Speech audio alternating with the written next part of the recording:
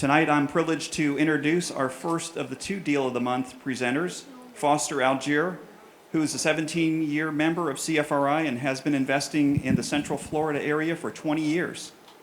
He is the founder of the First Alliance Capital Group, LLC, the oldest wholesale company in Central Florida.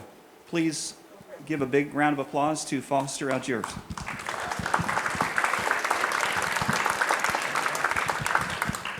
Hi, thank you. So we'll try to get through this. It's a complicated deal, but the premise of the deal is incorporating your success team.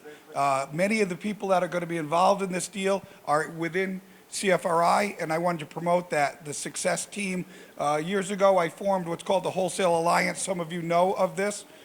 We have many partners, and it was to generate during the recession when we had no buyers, and we wanted to make sure everybody stayed in business. So anyway, how I got the deal. One of the members sent a probate letter, Basic 101 Real Estate, the yellow letter. We did a probate mail out, and somebody should be clicking away. I don't have control of this.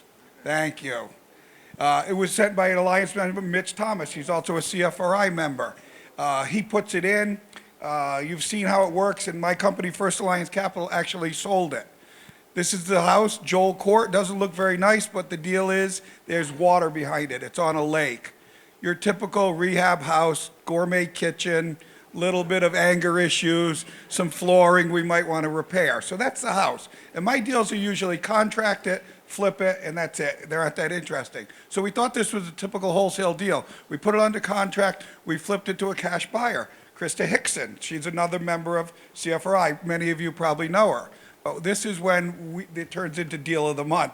We got the title search back, and this is really where it gets very, very interesting. The mortgage balance was much higher than the seller thought it was. We get that a lot of times dealing with sellers. The numbers weren't working.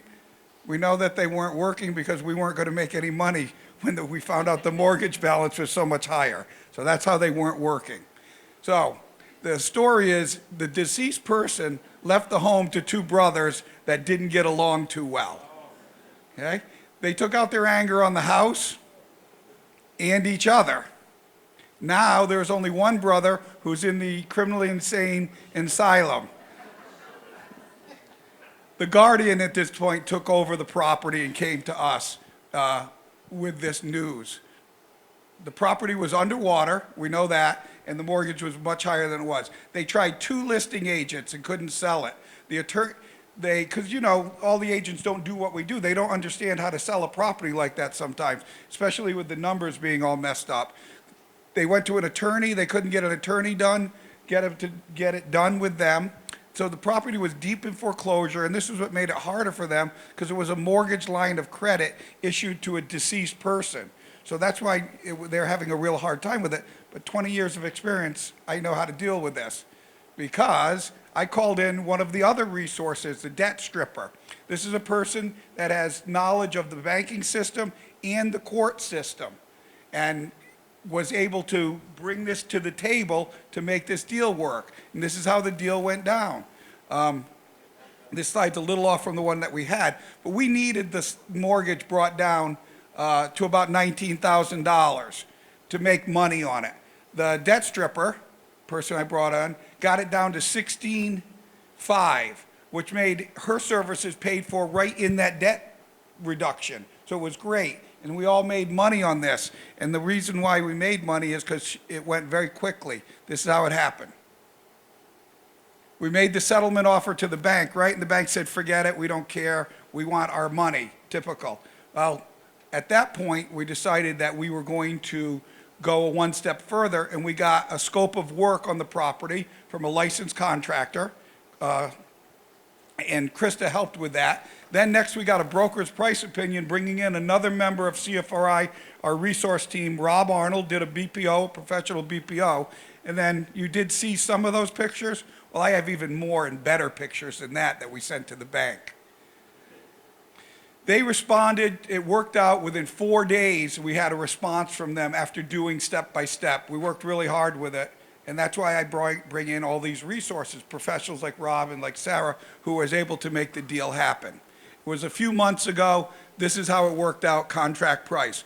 So we were in it at we were selling at 44.9. It was a good deal then.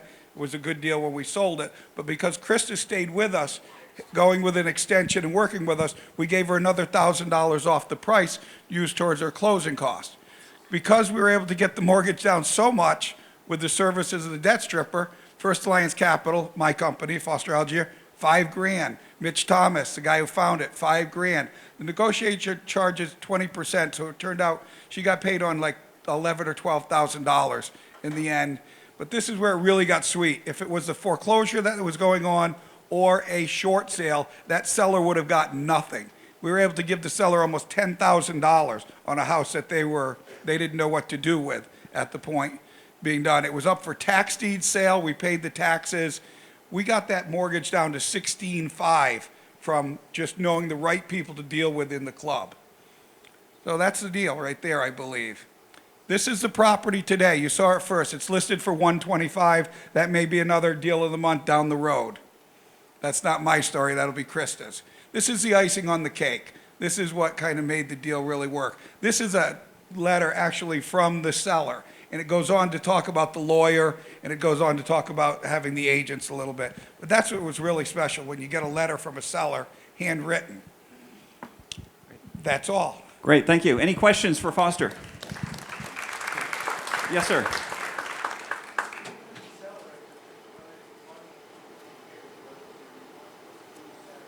Who was the seller if the guardian was in the jail? Yes, no, the guardian was not in jail. The brother was in jail for killing his brother. The guardian then had control of the property. So the guardian got the $9,000. It became his property, actually. You know, it's a little bit of a gray area, but we were dealing with the guardian. I think that's the first one we've had, somebody in jail, a stripper involved, right?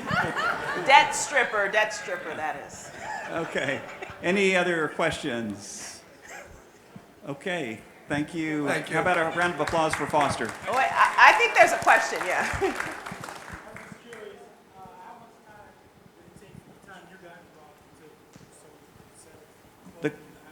How much time was involved from the time that Foster got the house until you closed, I guess, with Krista?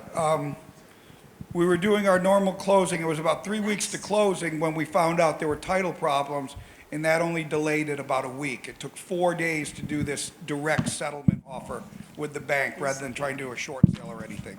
So not much longer. I hope that helps. All right. Thank you. Picture. Somebody wants to know Foster's phone number? Okay. Foster, what's your number?